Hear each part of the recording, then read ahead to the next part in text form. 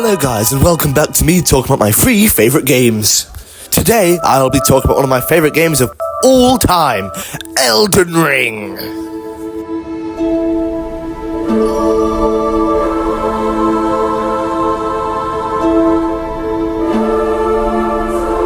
Oh my god! Wow!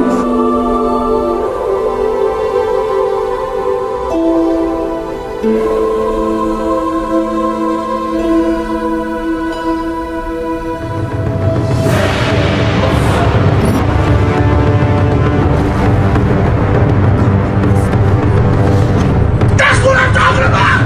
That's why he's the MVP! That's why he's the GOAT! The GOAT!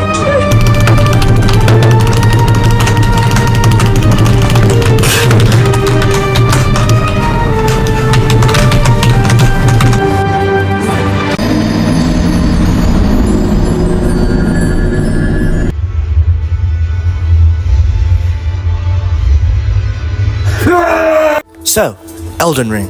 Elden Ring is a single-player RPG game, developed by From Software and published by Bandai Namco. It was originally released on 2002, February the 25th, for platforms like PlayStation, Xbox and PC. And with the release of the Nintendo Switch 2, the game might be coming to that as well. The game sold 12 million copies at release. And now in 2026, the game has sold around 30 million copies. About 616,891 current players on the system 1 hour after its launch, showing huge early interest. That number continued rising and peaked around 950 current players on the system.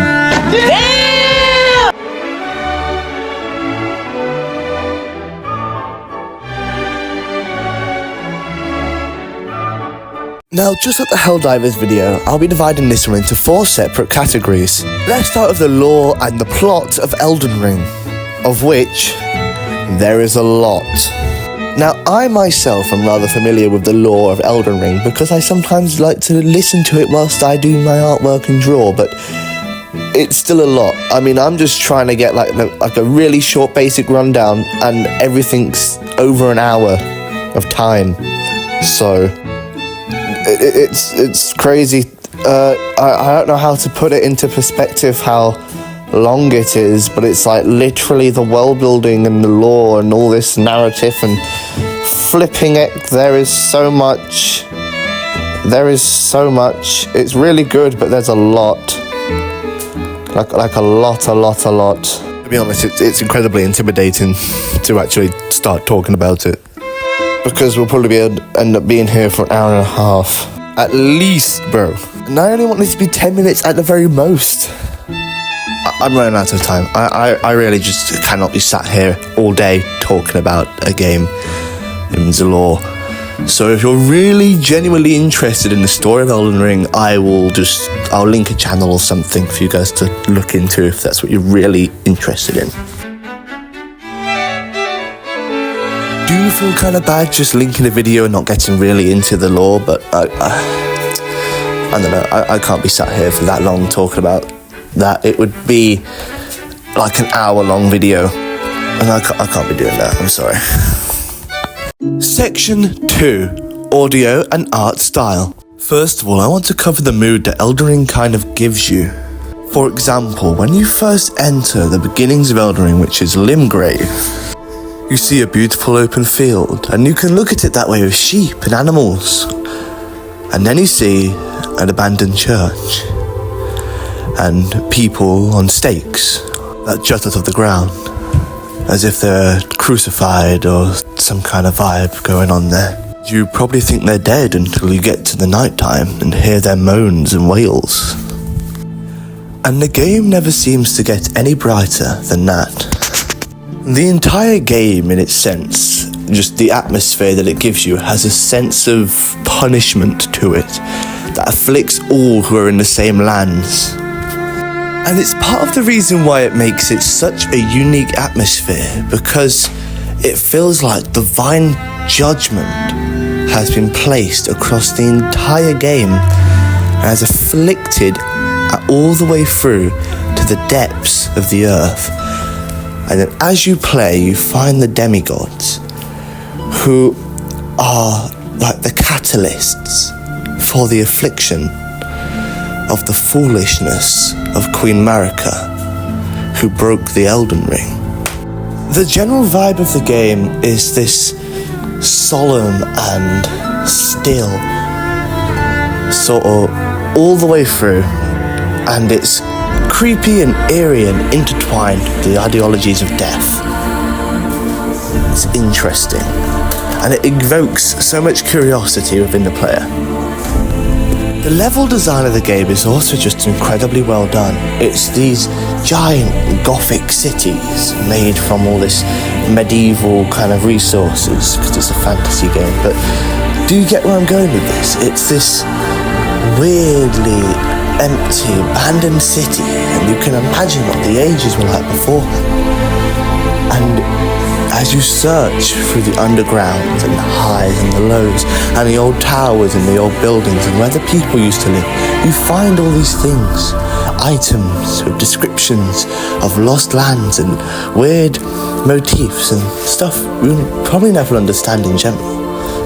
But the way every level just seems to keep going on and on and on, and it always has more content depending on how much you choose to look. Okay, Elden Ring's audio. Elden Ring's audio is absolutely amazing, to the point where I quite literally listen to it in my spare time. I mean, I'm quite literally convinced if you put this audio into nearly every other game, it would just make the game an absolute, sell it up a few levels in how good it is. To prove the points I've just made, I'm going to show you footage from a Kirby game with Elden Ring music over the top of it.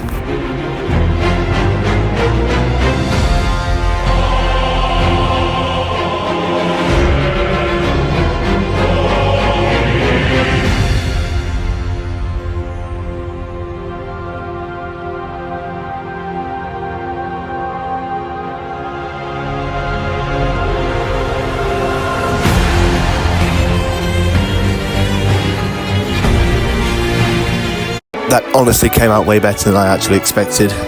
Section 3. Game Mechanics.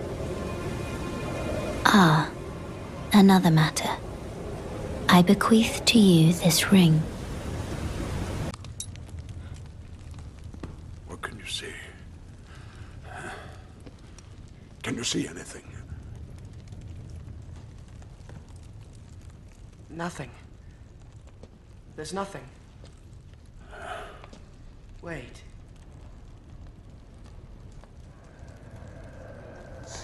There are markings. It's some form of Elvish. I can't read it. There are few who can. The language is that of Mordor, which I will not utter here. Mordor? In the common tongue, it says... One turney should ride the donkey. One turney should ride it. One donkey to be ridden, probably off a cliff multiple times and die instantly.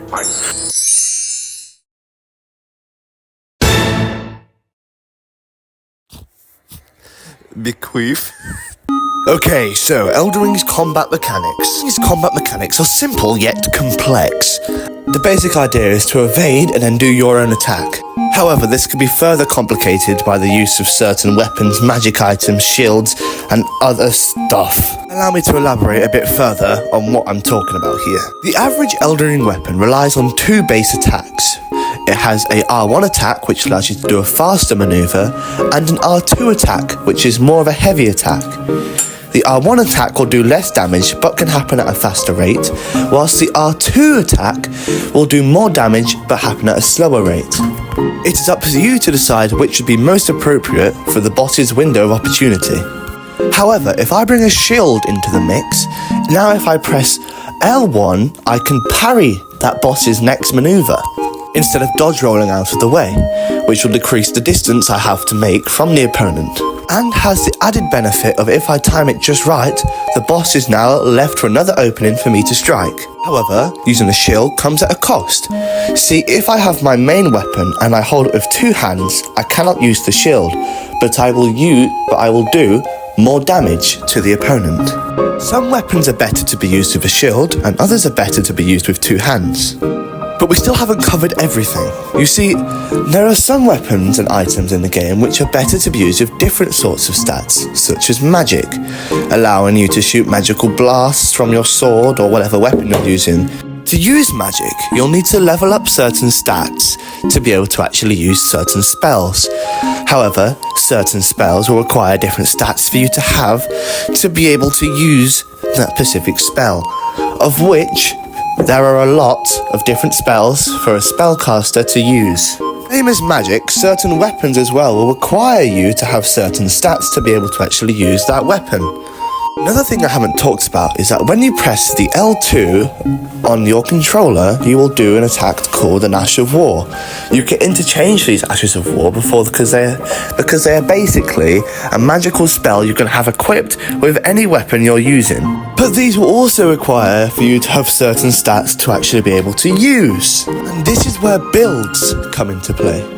You see, most weapons will have another weapon or item that shares similar stats, or similar stats which you require to have. Let's say I had a giant hammer. Actually, that's a terrible example. Let's say I had a pointy dagger rapier, and its Ash of War was some sort of fire Ash of War. Now, if I want to do more fire spells, I need to level up my faith. The Ash of War this weapon has also requires faith. The spell I got from that random NPC a few days ago also has a high scaling in faith. So by leveling up my faith, I can now use all of these weapons. That's what a build is, basically. Now, another thing, the bosses also have weaknesses you can exploit, depending on the levels. Let's say, like the stuff I've just got all together, this ice boss is weak to fire damage. So this fire damage build will be able to crush the ice boss a lot easier than an ice build. Most of the bosses in the game are like this. They have a puzzle of their weaknesses that you can exploit with your certain build, items, or whatever you like to use. Or you can just do what I did.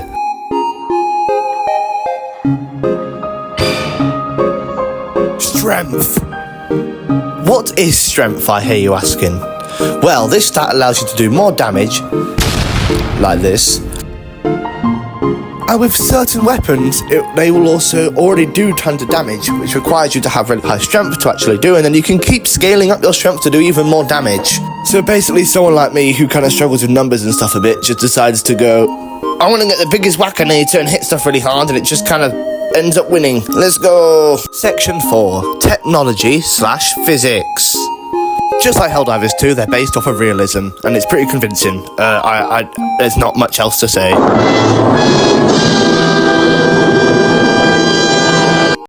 Final thoughts. This is absolutely one of my most favourite video games of all time, and I think so far only Helldivers 2 has ever come this close. The game is amazing at what it tries to do, which is a single-player RPG game that relies heavily on your own skill, which is so good. The fact that it relies on your own skill, it kind of makes it a bit of a maturity test and a test of your patience and will, which brings the game a level of extra importance to it just being a video game. Elden Ring is amazing for how it handles its difficulty, because you don't just pick a level of difficulty to go into, you can make it easier by involving yourself in the story of the game, which is a unique and fun experience that Souls games tend to get right. But I think one of the most favourite things about the entire game is the art style, and it's part of the reason why I've been so captivated by it, because it influenced so much of my art recently, because it's just so good. And so, that was episode 2 out of my 3 favourite games. Thanks for listening.